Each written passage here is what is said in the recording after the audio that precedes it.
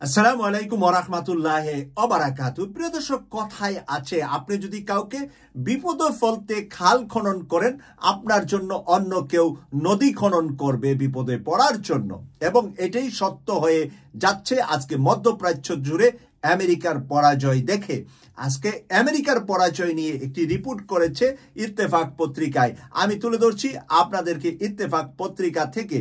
ইয়েমেনের সশস্ত্র আন্দোলন হুতির যোদ্ধারা গত 6 সপ্তাহের কম সময়ের মধ্যে 60টি মার্কিন রিপাব ড্রোন গুলি করে ভূপাতিত করেছে। এর ফলে 200 মিলিয়ন মার্কিন ডলারের বেশি ক্ষতি হয়েছে আমেরিকার।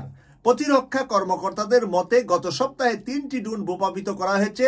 এটি ইঙ্গিত দেয় হুতিদের ইয়েমেনের উপর দিয়ে উড়ন্ত চালকবিহীন বিমানকে লক্ষ্যবস্তু করার ক্ষমতা উন্নত হয়েছে হুতিদের এত বেশি উন্নত হয়েছে যে তারা তাদের আকাশ দিয়ে যে কেউ গেলেই তারা আক্রমণ করতে পারেন।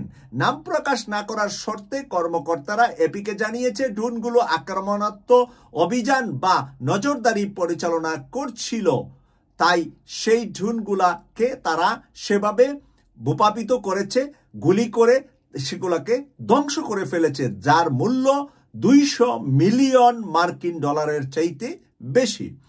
গত 25শে মার্চ প্রেসিডেন্ট ডোনাল্ড ট্রাম্প একটি নতুন সম্প্রসারিত অভিযানের নির্দেশ দেন। তখন থেকে আমেরিকা হুতিদের উপর আক্রমণ বাড়িয়েছে, বলতে গেলে প্রতিদিনই হামলা হয়েছে। ট্রাম্প হুতিদের একটি গুরুত্বপূর্ণ সামুদ্রিক করিডোর দিয়ে জাহাজ চলাচলের উপর আক্রমণ বন্ধ না করা পর্যন্ত অপ্রতিরোধ প্রাণঘাতী শক্তি ব্যবহারের হুমকি দেয়। ট্রাম্প যে প্রাণঘাতী হুমকিটা দেয়, সেই হুমকির বদলাই কিন্তু তারা সেই কাজটা করছে। সেন্ট্রাল কমান্ডের মুখপাত্র ডেভ স্ট্রাবান স্থানীয় সময় বৃহস্পতিবার 24শে এপ্রিল রাতে বলেন, যুক্তরাষ্ট্র 800টির বেশি হুতি লক্ষ্যবস্তুকে হামলা চালিয়েছে।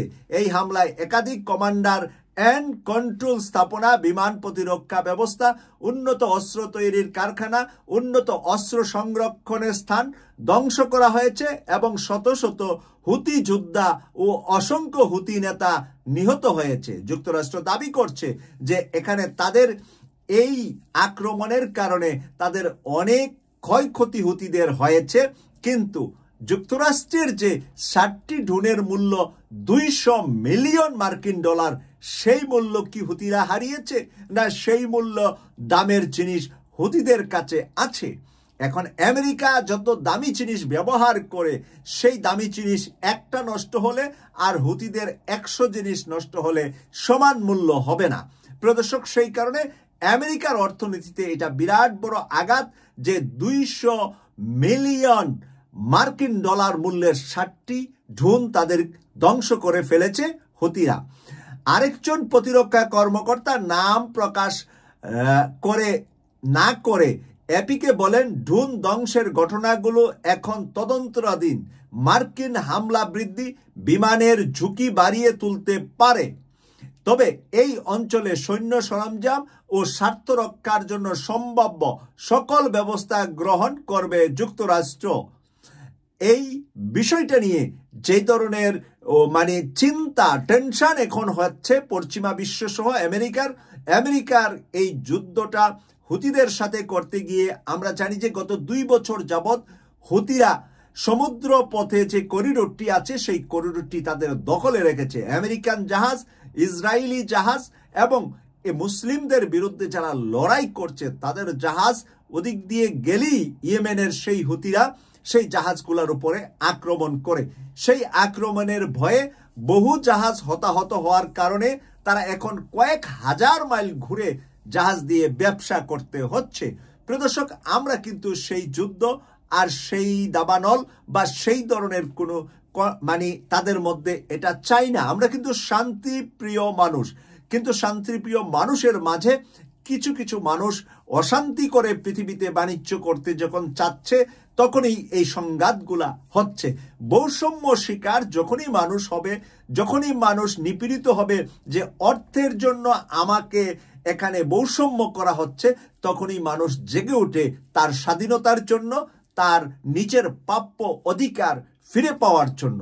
আমরা আশা করি আমেরিকা এবং পশ্চিমা বিশ্বের দেশগুলা বুঝতে পারবে যে নিপীড়িত মানুষ, যেরকম ইউক্রেনের মানুষকে রাশিয়া হামলা করছে, আমরা পছন্দ করছি না, কারণ ইউক্রেনের মানুষের উপর নির্যাতন নিপীড়ন করছে রাশিয়া।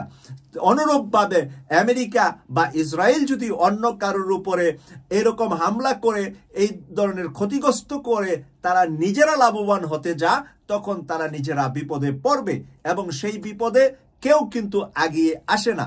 যখন আপনি অন্যায় কাজ করে আপনি প্রভাবিত করতে চাবেন সমাজে, তখন কিন্তু সমাজের মেজরিটি মানুষ আপনার বিরুদ্ধে দাঁড়িয়ে যাবে, আপনার পক্ষে থাকবে না। মুখ দিয়ে কিছু বলুক আর না বলুক, কাজে কর্মে আপনি সেই সহযোগিতা পাবেন না। কেটিভি 24-কে সাবস্ক্রাইব করে নিয়মিত ব্রেকিং নিউজ দেখার আমন্ত্রণ জানিয়ে বিদায় নিলাম। আমি সৈয়দ মাসুক, লন্ডন থেকে। আল্লাহ হাফেজ।